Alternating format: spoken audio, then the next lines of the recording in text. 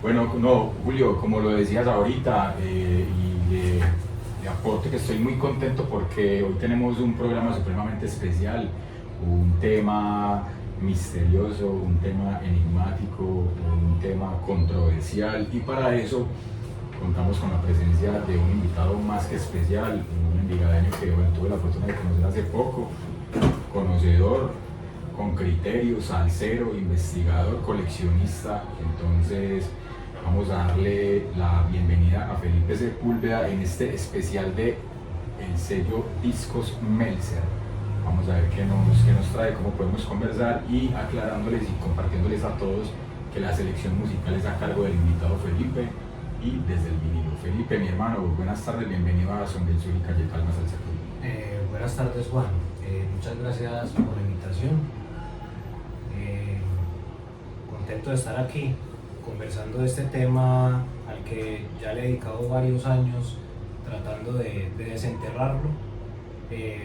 Es un tema complicado de desenterrar precisamente porque muchas de las personas que lo vivieron le huyen mucho a hablar del tema.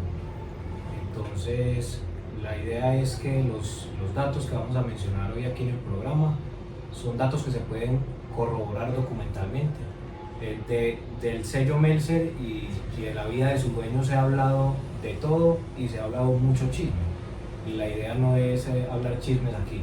Entonces, eso sí los vamos a dejar de lado para conversaciones personales, pero aquí sí todo lo que se va a comentar es documentado y todo lo que traje aquí, pues tengo aquí conmigo la respectiva documentación al respecto que fui encontrando con los años.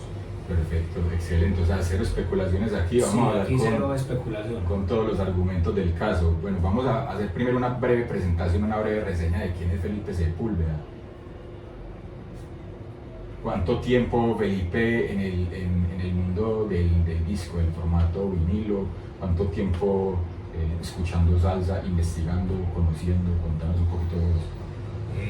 Pues con los discos ya un buen tiempo, más o menos unos 10 años. Primero empecé comprando rock, soy muy rockero también. Rockero por el lado Sepúlveda, por el de la madre, y salsero por el del padre, Felipe Botero Sepúlveda. Entonces por el lado botero es que soy muy salsero, muy de música afroantillana, que es la que nos convoca hoy aquí. Sí, señor. Entonces, sí, más o menos unos 10 años acumulando discos, ¿no? Yo no me atrevo a llamarme coleccionista, esa es una palabra muy pesada. Entonces, más bien unos 10 años acumulando discos. Antes de continuar con música, quiero que brevemente también nos presentes lo que sonó de entrada, y antes vamos a saludar a la mesa de trabajo que hoy está compartiendo aquí este tremendo espacio. Estamos en el control, está mi amigo Julio de Son del Sur, por aquí también nos acompaña Paola Correa, Felipe nuestro invitado y su compañera. Entonces un saludo muy especial para todos ellos. Julio, contanos qué número vamos a dar para que nos reporten sintonía, para que nos digan qué tal está el especial, cómo se va escuchando. Bueno, al 312-881-1460, 312-881-1460. Ahí nos reportan sintonía, ya por ahí están la gente vía WhatsApp, nos está enviando saludos. Más adelantico saludamos a la gente. Cuéntanos, se me fue Felipe, qué pena. Cuéntanos, Felipe, ¿cuál fue el primer tema que sonó? El primer tema que sonó es por el Pecho No, del Gran Combo. Empecé con este disco en particular porque de salsa, por lo menos, de lo poco que se conoce del catálogo de Meltzer, este es el primer disco que él cortó en Panamá. Realmente esta historia comenzó en Nueva York y de Nueva York se trasladó a Panamá. El primer capítulo de la historia es en el vecino país panameño. Oiga, qué buena música suena aquí en Son del Sur de Sabaneta Estéreo. Gracias a nuestro amigo Felipe y su gran selección. ¿O qué nos dice Juanqui? No, pues aquí estábamos hablando extra micrófonos de la música que trajo Pipe y es una cosa impresionante. Estábamos hablando precisamente de ese disco de Bush y eso es una cosa muy miedosa, hermano. Muchísimas gracias, Pipe, por compartirnos tremenda melodía. Bueno, comencemos entonces con a lo que vinimos, como dicen por ahí. Pipe, vamos a comenzar por lo básico, porque ayer conversando con alguien me decía, pero ¿cómo así que sello Meltzer? ¿Cómo así que colombiano? ¿Cómo así que esto, que lo otro? Entonces, para la gente que no tiene mucho conocimiento, que no tiene mucha referencia de esto, ¿qué es sello Meltzer, Pipe? Bueno, yo quisiera, Juan, antes de empezar con los datos, hacer dos pequeños agradecimientos rápidos y un pequeño homenaje. Los dos agradecimientos son a dos personas sin las cuales yo no hubiera podido recabar toda esta información. La primera es el señor Randy de Ríos en Nueva York, un conocedor de música impresionante, coleccionista impresionante, y a Ricardo Mendivile en Bogotá, que justamente ahondó en este tema en un podcast, en un artículo que está en Casa Macondo. Y el homenaje sería para don Lisímaco y doña Janet Paz, en paz descansen ambos, que fallecieron muy recientemente los dos, de Cali, de Cali ambos. Don Lisímaco fue el dueño de la famosa tienda Paz Hermanos en Cali, donde se vendió música, muchísima música, donde se fomentaron programas de radio, donde se hizo de todo tipo de difusión de salsa, y creo que sin ellos dos tampoco hubiese podido recabar toda esta información. Personas que vivieron esto, que fueron amigos personales de Sergio Seche, y que claro, ellos me dieron los primeros datos con los que yo empecé a buscar toda esta historia. Excelente. Pipe, antes de la respuesta a la pregunta, me sumo a ese reconocimiento a Ricardo, porque fue a través del podcast en Spotify que yo conocí la historia de Meltzer, y realmente son como 33 minutos, pero cuando vos te enganchas con ese podcast pareces como viendo una tremenda serie en Netflix. Entonces, un agradecimiento muy especial a él. El audio con el que comenzamos el programa, ahorita se los vamos a sonar de nuevo. El audio con el que comenzamos el programa es la voz del invitado, es decir, él hace parte de ese podcast, y bueno, aquí lo tenemos ya personalmente. Ahora sí, Pipe, contamos entonces del sello. Bueno, entonces Discos Meltzer fue un sello discográfico colombiano que en un lapso muy corto entre 1972 y 1975 se dedicó a la piratería de discos de salsa, de discos de baladas. Incluso llegaron a cortar y a prensar música que suena en los picos barranquilleros, muy de la cultura de la costa, esta música sucuos, que es lo que, digamos, de cierta modo mal llamamos la champeta africana, que realmente pues esa música es original de allá. E incluso funk, de todo tipo de música, cortó Discos Meltzer, pirata, entre ese rango de años que menciono. Mucha gente piensa que este sello lo creó un colombiano, y pues no lo creó un colombiano. Bueno, sí, pero no se me adelante, Pipe, que esa es la próxima pregunta, porque ¿quién está detrás de disco del sello Meltzer? ¿Es el señor Sergio Useche o Sergio Seche? ¿De qué nacionalidad? Bueno, de una vez y por todas, y pues por fortuna esto va a quedar grabado: Sergio Seche, sin la U, hijo de Gertrude Seche. La madre es la que le da el apellido. Yo tengo la partida de función de Sergio. Él nace el 20 de julio de 1930 en Puerto Rico, y el padre no se conoce, el apellido se lo da la madre, que es Gertrude Seche. Es Seche sin la U. Ese apellido Seche es muy común de Colombia, pero este apellido Seche es un apellido ítalo-judío. Era una persona ítalo-judía. Y si no estoy mal, Pipe, nos corregís, es un apellido muy colombiano, pero de igual manera así identificaban en Cali y algunos bogotanos a Sergio Seche. Sí, seguramente el apellido se fue cambiando producto de que es más común el apellido Seche aquí en Colombia, pero el apellido es Seche sin la U. Perfecto. Bueno, vamos con los saludos para que seguimos por aquí. Vean, saludamos a Eduardo Muñoz, un compañero de los fundadores que nos está escuchando. Nos dice que muy bueno el programa. Un amigo también en Bello, Walter, perdón, en Copacabana. Walter, un gran saludo, nos dice, volvió el golpe contundente.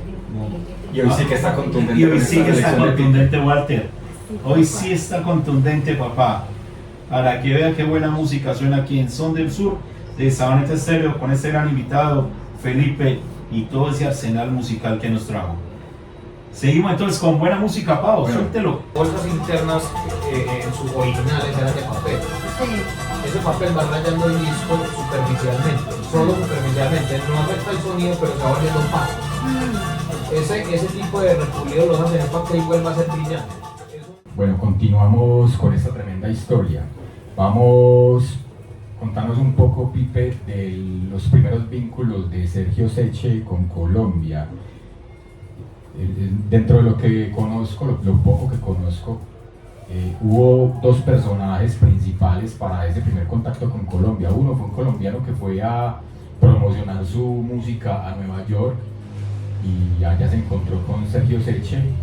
Incluso él lo lleva a Cali, donde se encuentra con alguien que ya mencionaste, que es el señor Lisímaco Paz. Entonces contanos de esos dos personajes, cómo están involucrados en esta historia. Bueno, entonces no quisiera como saltarme como partes de la historia. Vale, claro. Y bueno, este disco que acabo de sonar, el de la IQP, lo puse por una razón en específico. Y es que este disco es original. La gente suele pensar que todos los discos Meltzer son piratas, aparte de esos 3 discos que se mencionan en el audio con el que iniciamos. Pero este disco es original. ¿Y cómo sabemos que este disco es original? Por una cosa, y es que los discos no mienten. Los discos no mienten en absoluto. La gente no suele fijarse, pero al lado de los sellos de los discos hay un stamper, una marca de stamper. Esto se hace con una técnica que se llama espirografía.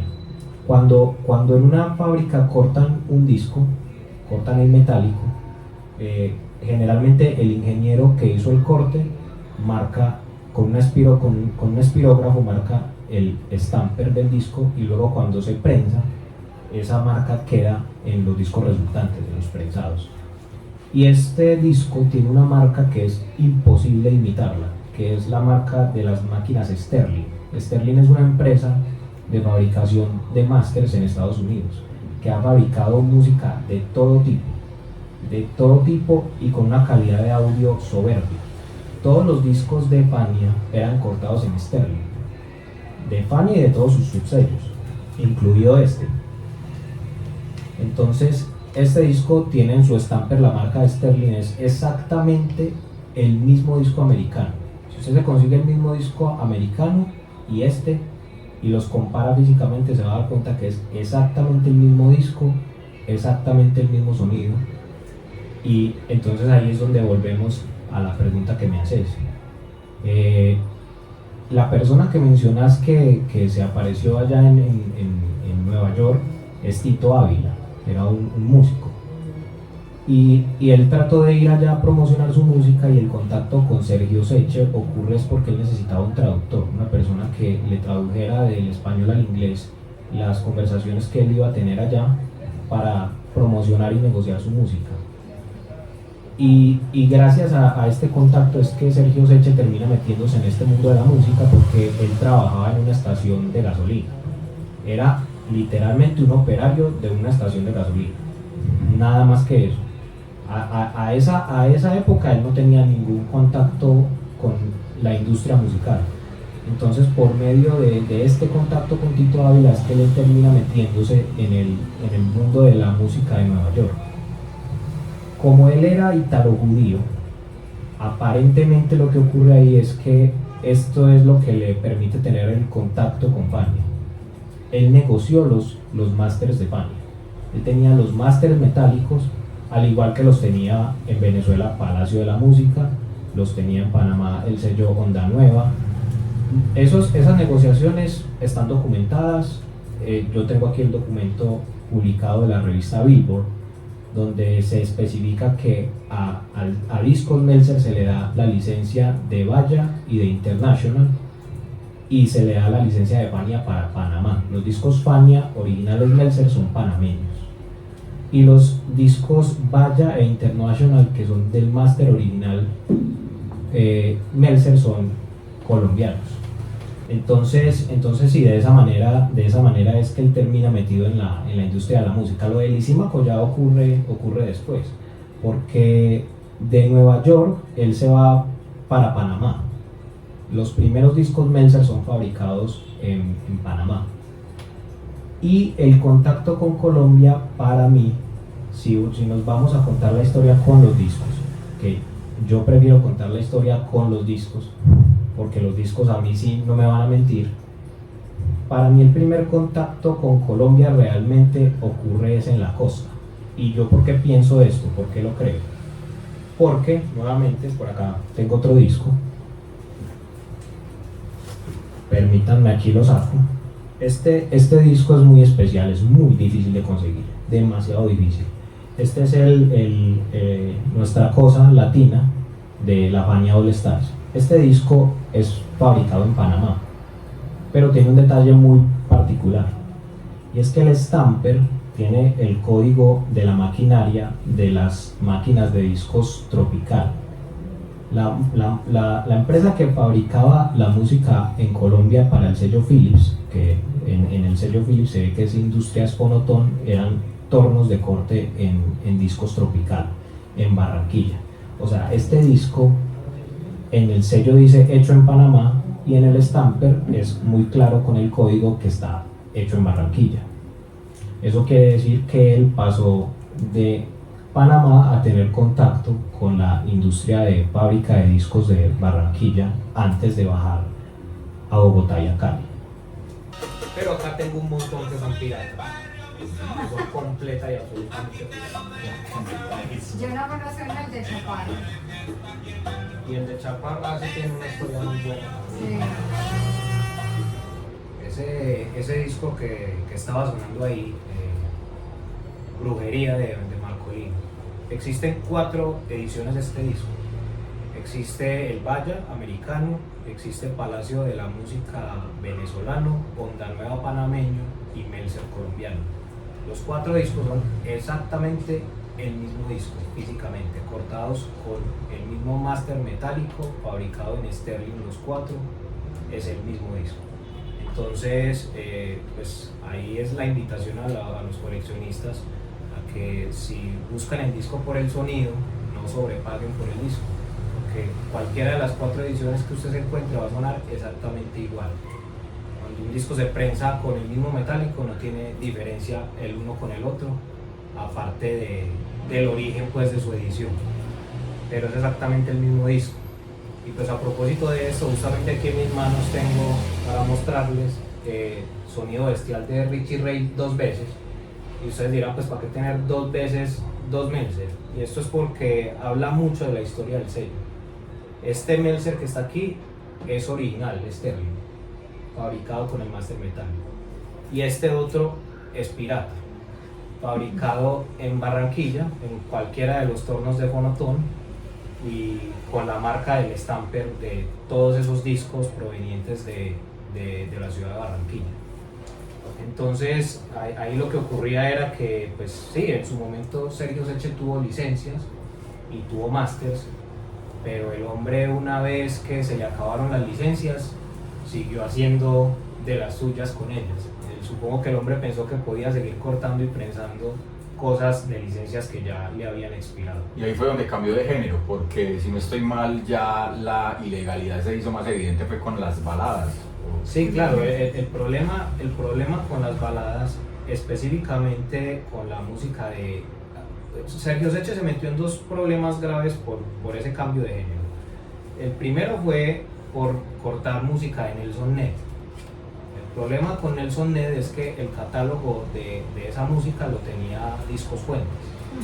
Entonces, Guillermo Sea, que era el gerente de Discos Fuentes para esa época, lo demandó formalmente.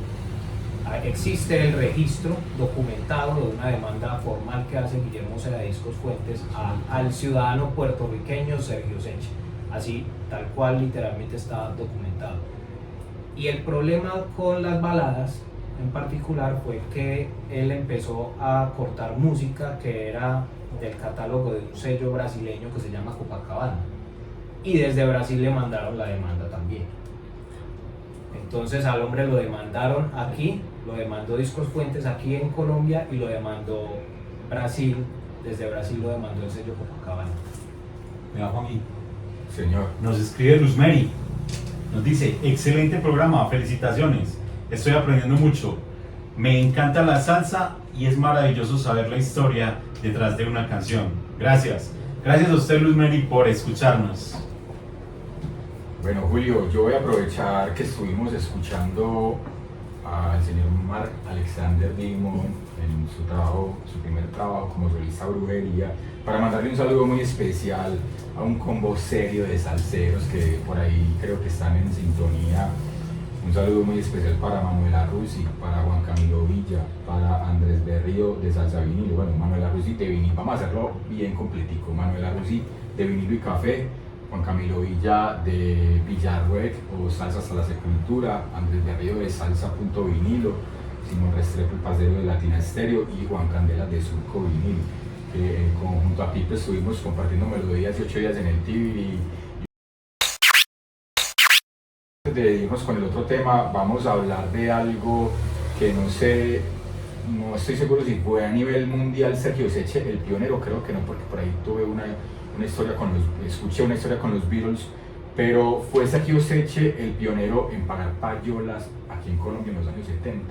Y contémosle a la gente que no sabe qué es una payola, contémosle de qué se trata y cómo lo ejecutó Sergio Seche. Bueno, respecto a ese tema hace parte de esto que yo considero que no hay una documentación oficial de esa historia.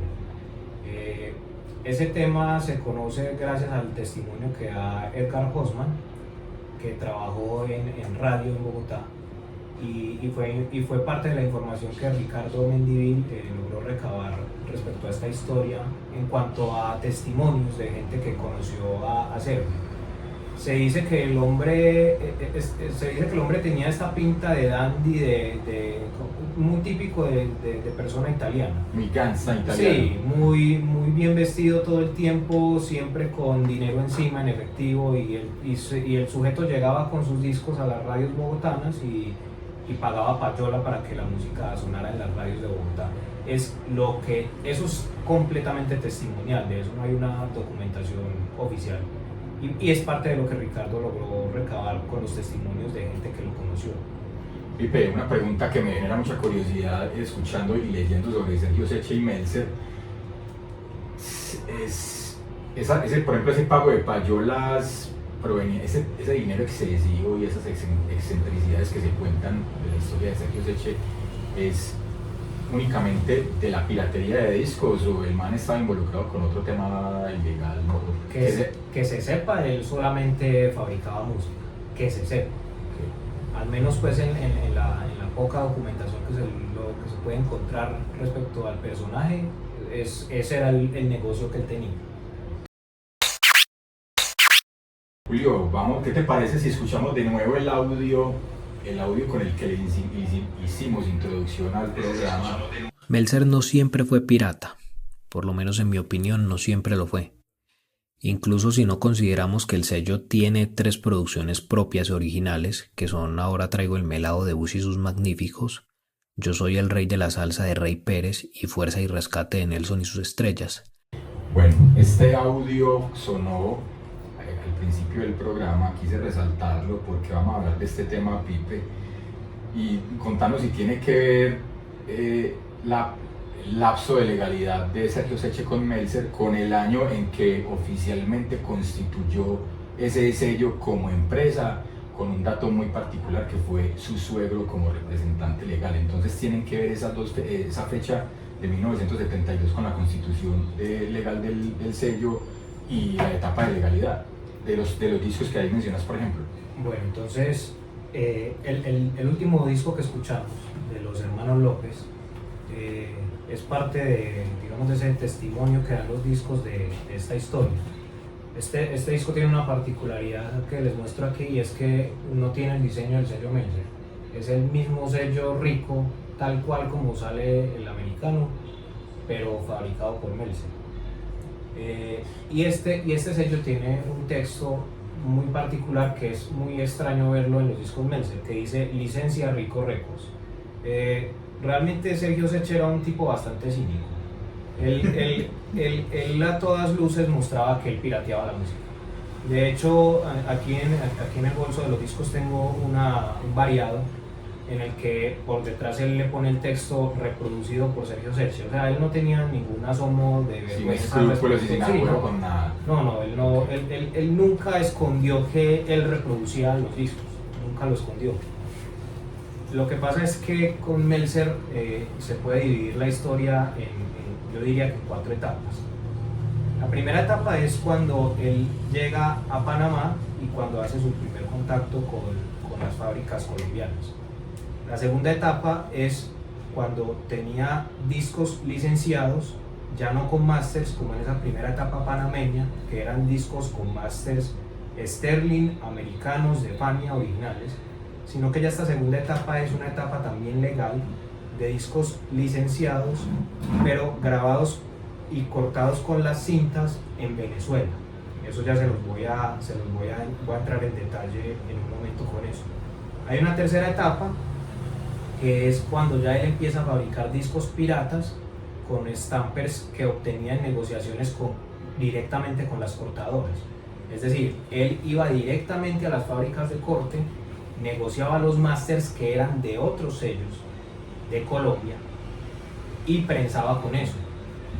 Y ya una cuarta etapa, que esta etapa es, a mí me parece que es completamente turbia, pero la menciono porque está documentada nuevamente, no me la estoy inventando, está documentada, y es que los últimos discos piratas de Meltzer fueron fabricados en Acción Cultural Popular de Bogotá. En el artículo que publicó Ricardo Mendívil, él deja abierta la pregunta de dónde fabricaban los discos. Por fortuna, tanto el material documental como los discos nos cuentan dónde fabricaban los discos. Los primeros discos piratas, que eran los masters de otros sellos, específicamente el sello Philips, obviamente eran fabricados en Barranquilla, en Industrias Fonotón, con los tornos de discos Tropical. Eso no hay ninguna duda porque el máster es exactamente el mismo. Si usted, un ejemplo en particular, por si la gente alguna vez tiene la oportunidad de compararlo, es el disco de Rey Barreto, que tiene la portada como una obra de arte de Dalí. Ese disco salió Philips y salió Meltzer, y es exactamente el mismo disco. Tiene el mismo stamper, el mismo código del trabajador de corte de la empresa de cortes de Barranquilla, es el mismo disco. Lo que pasa es que el de Philips estaba legalmente licenciado y el de Meltzer no. El de Meltzer lo vendían en las calles, en Bogotá, informalmente, y por supuesto esto llevó a que Philips también procediera con acciones legales en contra de Sergio Secchi, porque literalmente es el mismo disco. Entonces es importante como ir mencionando esas 4 etapas, porque es lo que vos decís, Juan, no tuvo un periodo de legalidad. Ese periodo de legalidad no necesariamente coincide con la fundación del sello como tal y con la constitución del sello en Cámara de Comercio, que Ricardo logró encontrar el registro de Cámara de Comercio específico de discos Meltzer de Colombia. El sello efectivamente legalmente está a nombre del suegro de Sergio Secchi, que es el señor Jesús Espinosa, el padre de Mélida Espinosa, que era la esposa de Sergio Secchi. Colombiana, Cucuteña, sí. El sello se llama Meltzer porque es la unión de Mélida con Ser de Sergio, por eso se llama Meltzer. Y realmente, aunque yo pensaría que Mélida no debió haber hecho absolutamente ninguna actividad dentro del sello, ella sí terminó legalmente damnificada por todas las actividades ilegales que hizo Sergio. De hecho, en la documentación que yo tengo de las demandas y de las órdenes de captura, también hay órdenes de captura contra ella y contra Jesús Espinosa, que era el padre de Mélida. Pero el sello, incluso después de su constitución, tuvo esa etapa de legalidad, en la que funcionó legalmente con másters y con cintas. Pues ya me dirás, Juan, si entro en detalle respecto a ese segundo episodio, el de Venezuela, que es muy interesante. Claro. Vamos con una canción primero, con un tema. Vamos con Charo Pipe, de una, lo que quieras, todo lo que quieras hablar, hermano. Oiga, esto aquí se está poniendo cada vez más sabroso, cada vez la gente goza más. Julio, saludos, ¿no tenés por ahí? Sí, ya, en esas estoy buscando acá. Hombre, saludamos al Marinillo, a Rudolf y a todo el grupo de clubes salseros de Oriente. Que un gran saludo para ellos, que están ahí al pie del cañón escuchando buena música, y ese evento de la semana pasada fue maravilloso. A esta hora nos estamos bajo el sol inclemente de Marinilla, pero escuchando una melodía sabrosa. Muchas gracias a Rudolf y al Marinillo por invitarnos a ese evento. Y bueno, seguimos con música. Paola, por favor. Sí, Santos. Ya está, Pepe, entonces seguimos contando porque nos ibas a hablar de dos cosas muy interesantes, entonces contanos a ver qué es lo que nos tenés. Bueno, el disco que sonó de New Generation es un disco originalmente Rico, sello Rico Records. Y este capítulo de Rico Records es muy interesante porque estos discos tampoco son piratas. Estos discos, Sergio tenía la licencia, no tenía los masters metálicos, pero tenía la licencia. Y con las cintas, estos discos fueron cortados en Venezuela. Los discos del sello Rico los cortó Fonodisco y Venebox. Esto también se puede perfectamente ver en el máster, en la marca del stamper del disco. Este disco que tengo aquí en la mano, el de la protesta, el Free. En la marca del stamper está la marca de Venebox, un sello muy tradicional de Venezuela, con una calidad de sonido impresionante. En Venebox se cortó todo el catálogo del sello Alegre a principios de la década del 60. Salieron unos discos impresionantes en ese sello. Y este otro que tengo aquí, que es Roberto y su nuevo montuno, esto tampoco es pirata. Esto es cortado en fonodisco con las cintas. La calidad de audio de estos dos discos es absolutamente excepcional, que eso también habla mucho del mito urbano que hay sobre que los Melzer suenan mal. Los Melzer suenan mal dependiendo del origen del Melzer. Estos casos que les muestro aquí en particular son discos que tienen un sonido perfecto, porque es un disco grabado con las cintas originales en un torno de corte profesional de un sello consolidado como lo era Fonodisco y Venebox. Entonces, esta información respecto al sello Rico la pude corroborar gracias a la persona que di el agradecimiento al inicio, Randy Berríos de Nueva York, que logró ponerse en contacto con personas cercanas al sello, a Rico, y pudimos corroborar que en efecto Sergio tenía la licencia de esto.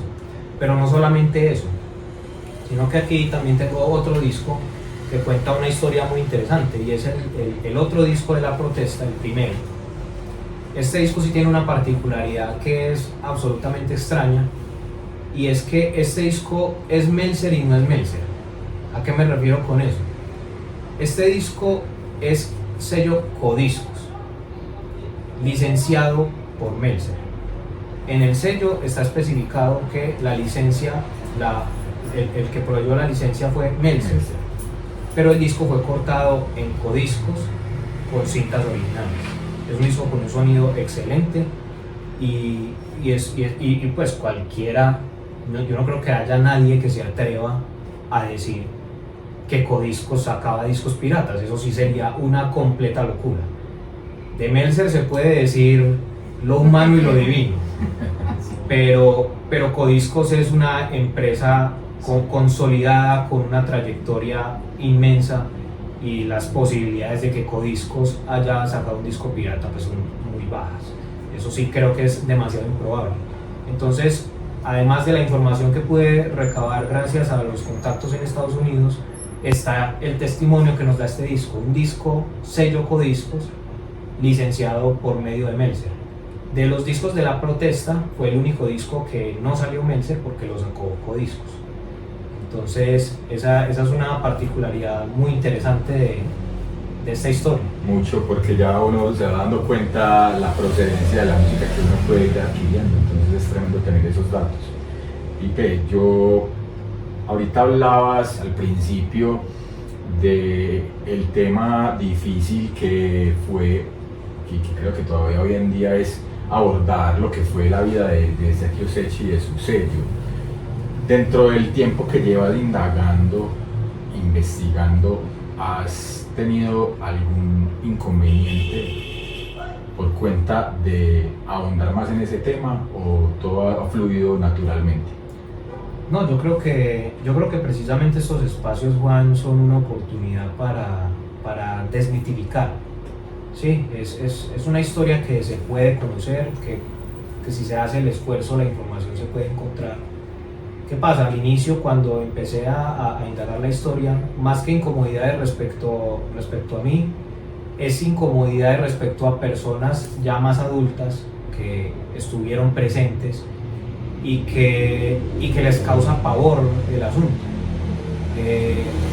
Mis primeras pesquisas respecto al asunto de Sergio y de Meltzer fueron en Bogotá, y mucha gente que lo frecuentó allá les da mucho pavor hablar de eso, a pesar de que es un asunto que se finiquitó en 1975, que no tiene historia más allá de eso.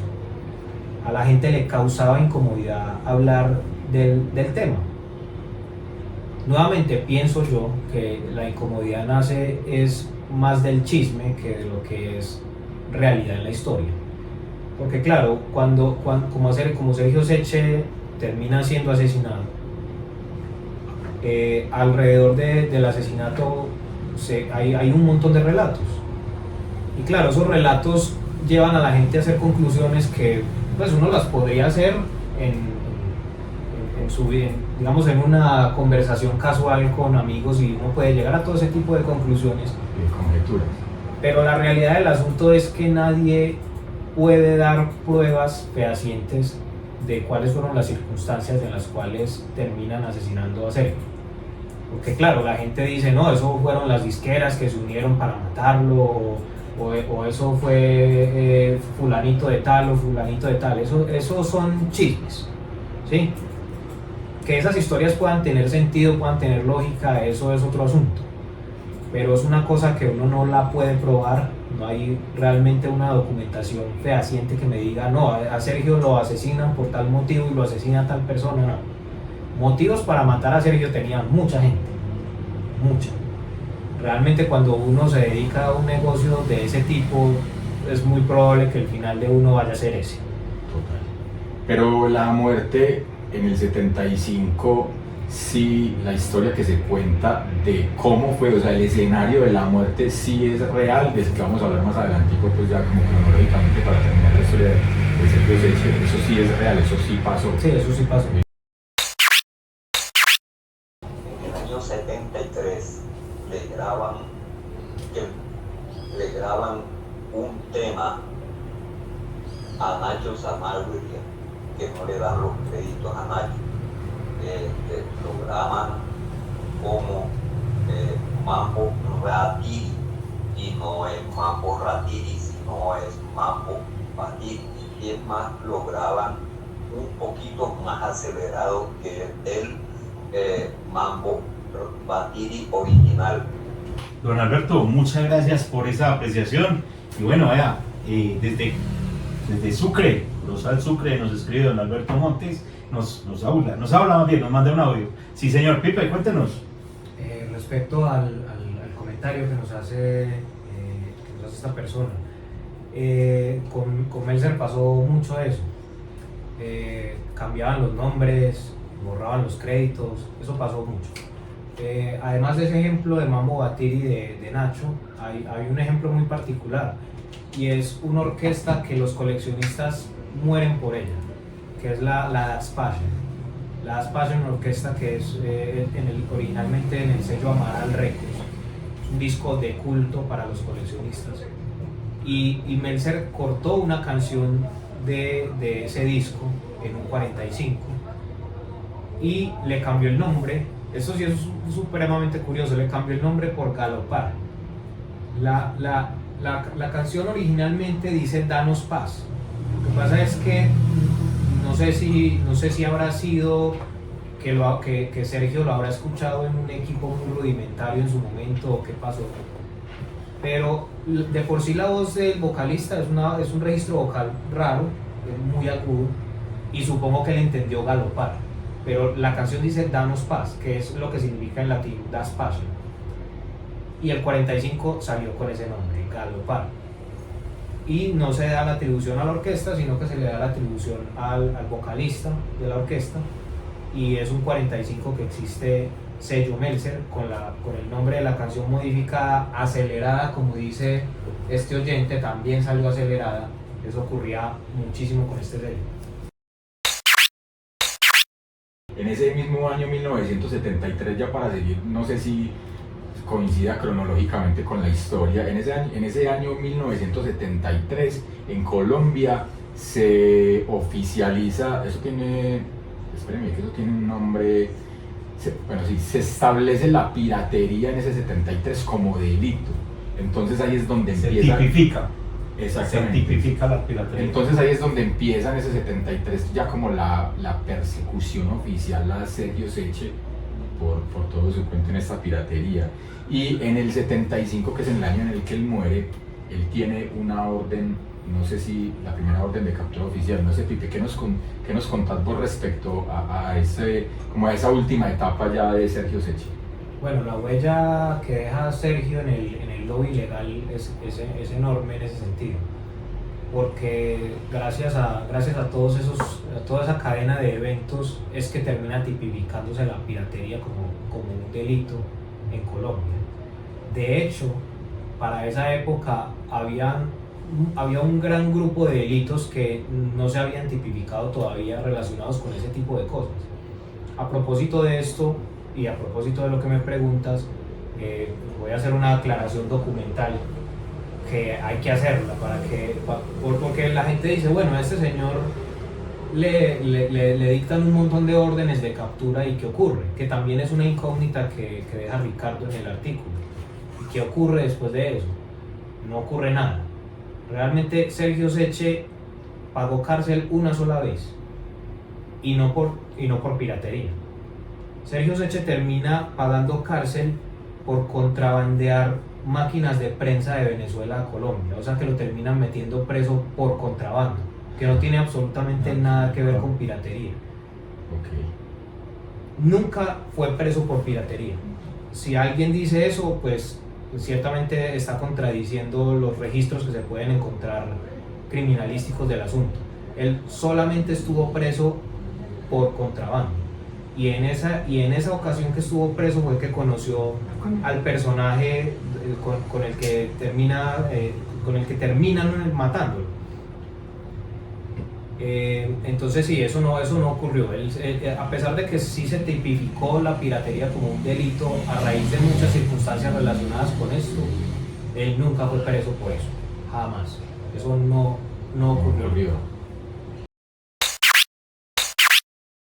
Oiga, saludamos a Alex Chavarriaga, también que está ahí en sintonía, gozando y disfrutando de esta buena programación. Bueno, entonces vamos a ir con música, con un 45 que yo no lo he visto sino una vez en mi vida. O sea, el que está aquí en este momento montado en el tornamesas es el único que... Exclusividad del Son del Sur. No he tenido la oportunidad de verlo en una ocasión diferente a esa. Una vez lo vi, lo encontré, lo compré y no lo volví a ver jamás en todos mis años de coleccionismo.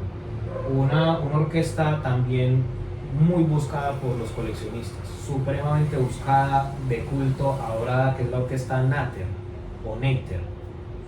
Y esto es un 45 sello Meltzer, que es Vamos a Sonar, vamos a escucharla. Vamos.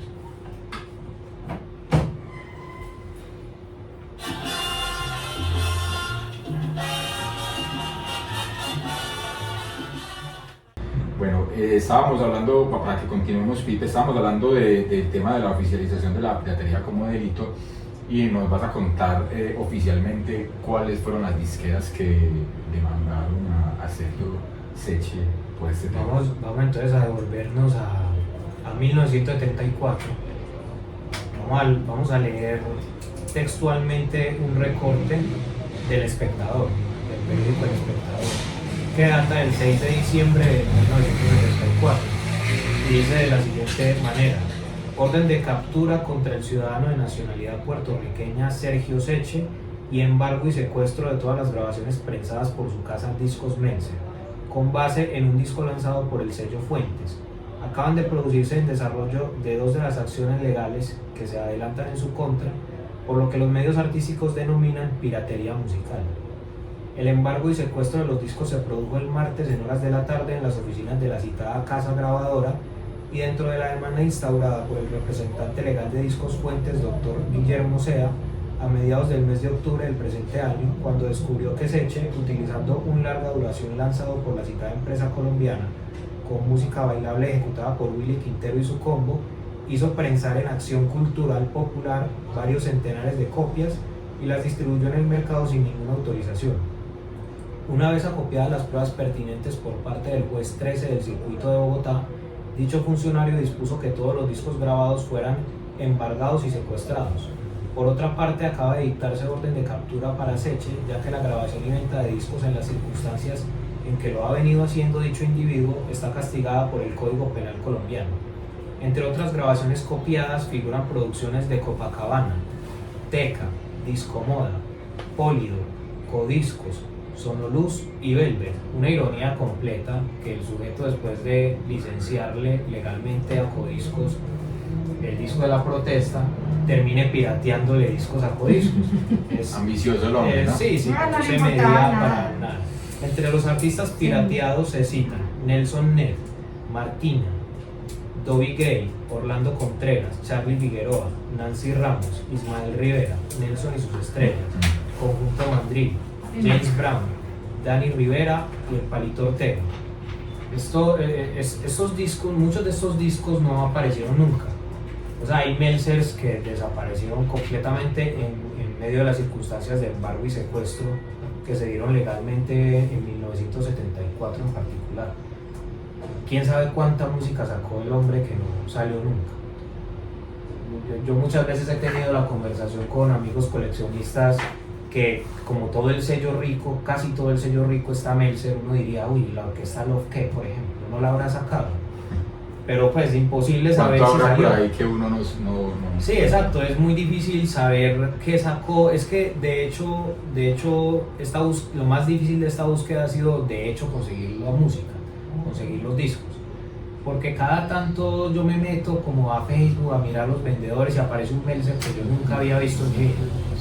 Entonces siguen y siguen apareciendo discos del sello y uno no tiene forma de saber estrictamente cuál es el catálogo. Exactamente, qué que cantidad sacó, hay en que el no mercado sacó, que hay exacto. por ahí rodando. Sí, es muy complicado saber qué sacó el tipo. Felipe, dentro de la muy vasta investigación que has hecho, ¿has encontrado personajes que se asemejen a Sergio Secchi en el mundo? No, en el mundo ha habido muchos Sergio Secchis, muchísimos. Y si hay una cosa que es una realidad, es que en Colombia en particular, que es nuestro caso, en Colombia se pirateó música, se piratea música y se pirateará música hasta el fin de los tiempos. Como la quiera. Sí, total. Eso pasó, pasa y va a seguir pasando toda la vida. Y yo personalmente, esto sí es una opinión muy personal que tengo, yo lo celebro. Porque la piratería es un mal que ha hecho mucho bien. Porque de no ser por actividades como esta y de sujetos como estos, hay mucha salsa que no se hubiera conocido aquí. No hubiese sido nada fácil que discos como la Orquesta Amistad hubieran llegado a manos de coleccionistas colombianos, a manos de radios colombianas, a manos de eventos colombianos en los que se haga difusión musical. Era muy difícil que música como esa, como los Jimaguas, como New Generation, como la Orquesta Colón, hubieran llegado a Colombia de no haber sido por la piratería. Y ese es otro punto que yo te iba a tocar ahora, tal vez se me pasó, y es que de pronto la piratería a Sergio Secchi se le hizo un poco más fácil con esa salsa, por llamarla de alguna manera, underground, por el tema de los sellos. Entonces, lo que yo dentro de lo que leí es que a él se le hizo más fácil porque pues en Cali por lo menos era, o los artistas de esa salsa underground de Nueva York, era supremamente difícil darse cuenta que en Cali había alguien que les estaba pirateando la música, porque pertenecían a sellos pues poco menos reconocidos que Vaya y que Fania y todo ese combo. Sí, no, totalmente. Creo que fue una jugada inteligente de él, que sí, muchos de esos artistas que se piratearon no tenían forma de saber que eso ocurrió. Había una distancia geográfica inmensa, había un acceso a la información muy limitado para la época. El sujeto tenía nacionalidad norteamericana y tenía una visa de turismo colombiana y se paseaba como Pedro por su casa entre una cosa y la otra, consiguiendo masters, consiguiendo cintas, consiguiendo los discos para grabar del disco, lo que hoy en día se llama un needle drop. Eso es una expresión anglosajona norteamericana para referirse a cuando un disco lo graban de otro disco, que eso es el tipo de piratería más común que se ha hecho siempre. Coger el LP original, grabarlo y cortar el pirata con la grabación del otro disco. Que por supuesto son discos piratas con los que se pierde mucho de la fidelidad del audio que tenía originalmente. Pero claro, el hecho de que fueran artistas desconocidos de esa salsa underground, entre comillas, facilitó mucho que eso ocurriera. Además que, todo hay que decirlo, son orquestas que otros sellos no mostraron interés en ellas. No se mostró el interés de hacer esa selección y de traerla, muy a pesar de que existen excepciones a esa regla que vale mucho la pena mencionar, como es el caso de Codiscos con Brooklyn Sounds, por ejemplo. Brooklyn Sounds es una orquesta que se conoce en Colombia gracias a Codiscos, que sacaron varias canciones de ellos en variados y en 45. Y gracias a esa difusión, a esa investigación que en su momento hicieron selectores de los sellos, es que se conoce la música. Eso debería pasar. Y si pasa por medio de la piratería, yo lo celebro. Yo lo celebro porque la piratería también permite que personas que no tienen acceso a esa música lo tengan de cierta manera. El mercado de las reediciones va a funcionar siempre por eso, porque el coleccionismo es un asunto de especulación. Entonces, si vos tenés la opción de pagar 2 millones de pesos por un disco o 200.000 pesos por una reedición, en muchos casos, y sobre todo de personas que son entusiastas del asunto más que puristas del coleccionismo, la decisión va a ser muy fácil. Es una decisión supremamente fácil de tomar. ¿Y qué harías vos? Eso sí lo quiero preguntar ya de manera personal, como Juan Guillermo de Cali Calma. ¿Qué harías vos en ese caso? Si estás detrás de un disco hace mucho tiempo, pero de pronto económicamente en este momento no tenés la posibilidad o se te sale de las manos, pero es una reedición por muchísimo menos. ¿Qué pasa? ¿Qué concepto tenés vos de las reediciones? No, yo no tengo mal concepto de las reediciones. Yo celebro que existan. Eso sí, lo que no celebro es que, sobre todo está pasando mucho en los últimos años, se están viendo reediciones de una calidad pésima, terribles, o sea, sacadas de fuentes de audio de muy mala calidad, hechas con carátulas evidentemente sacadas de internet. O sea, si se hace un buen trabajo detrás de una reedición, a mí me parece perfectamente válido comprar una reedición. Si la persona es un coleccionista purista, que debo aceptar que me pasa, yo digo, bueno, algún día llega el original. Mientras tanto me disfruto mi reedición en la casa y no hay ningún problema. También hay que decir respecto al asunto de Discos Menser, en mi opinión personal, yo creo que Sergio Secchi termina pirateando música, y esto sí ya es una opinión mía, propia. yo creo que él termina pirateando música porque el mercado colombiano del disco en la década de los 70 era un desastre absoluto, un desastre absoluto. Si uno compara la forma en la que se constituyó el mercado de Venezuela, de Panamá, de República Dominicana, uno se va a dar cuenta que habían unos sellos consolidados, muy grandes, con una forma de hacer apropiación de los catálogos, pero en Colombia no pasó ese fenómeno. Si vos vas a mirar los discos que vos conseguís de Venezuela, casi todos los discos de Venezuela son Palacio de la Música. Era una sola empresa que tenía la gestión de los másters, la gestión de los derechos, la gestión de las licencias y la gestión de la fabricación de los discos. En Panamá pasó con Onda Nueva y ese tipo de ejemplos, pero en Colombia había N.000 sellos, todos peleándose un pedazo, una tajadita diminuta de una cuota de mercado. La guerra del centavo entre los Sí, eso fue una sellos especie de guerra del centavo, justamente pasó eso.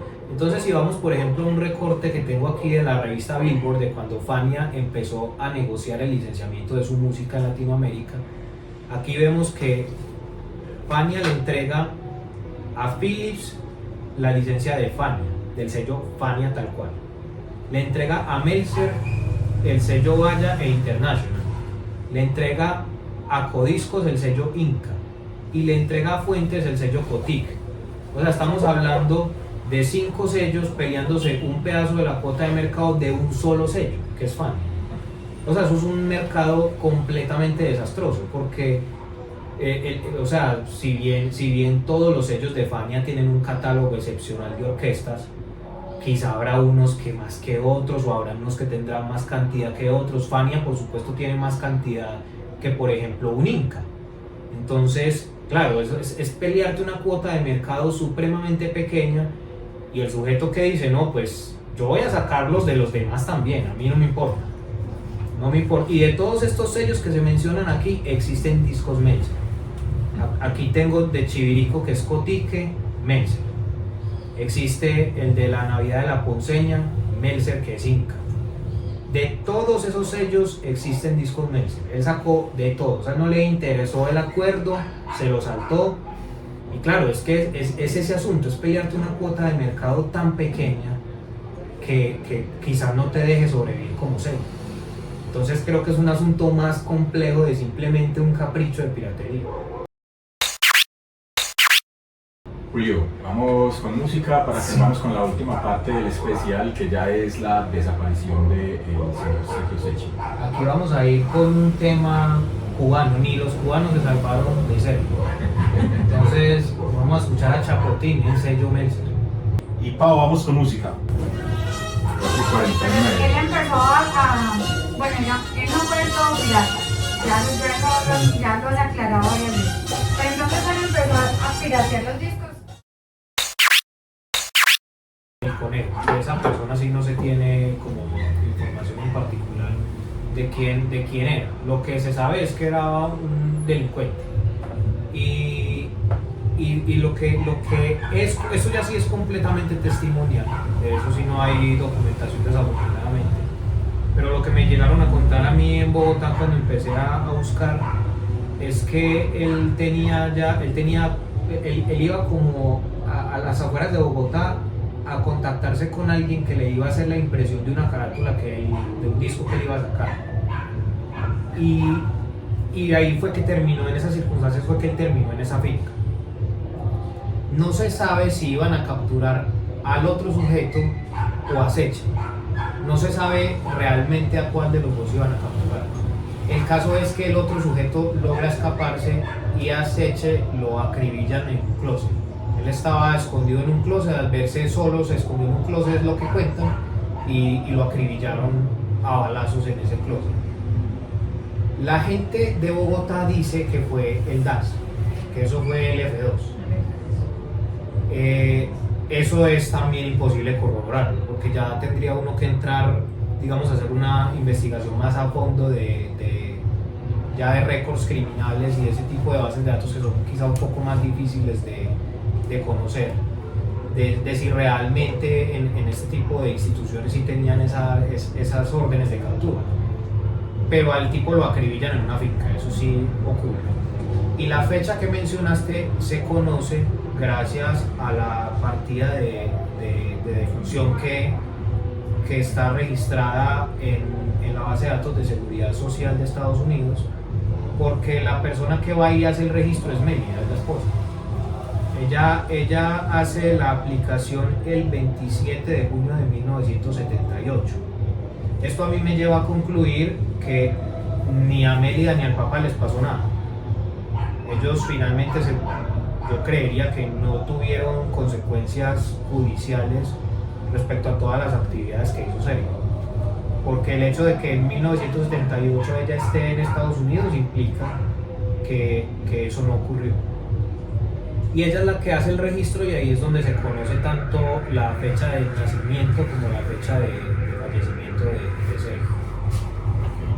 Y esa parte de la... bueno, Julito, bueno, vamos ya con música. Es que no sé, se emociona uno acá. Bueno, mi gente, es una despedida breve. Muchísimas gracias por estar en sintonía, a todos los que reportaron ahí sus mensajes en WhatsApp. Espero que hayan disfrutado el programa. Por aquí estamos haciendo algunas grabaciones conectados con las redes de Calle Calma Salsa Club para que puedan ver un poco en video de lo que fue esta conversación con Pipe.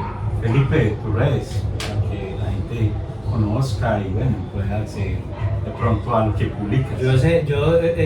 Por acá me está mirando mi novia porque yo ese Instagram lo tenía súper privado y pues ya me va a tocar volverlo público porque eso me está agregando un montón de gente a preguntarme Que yo ni una cosa y la otra.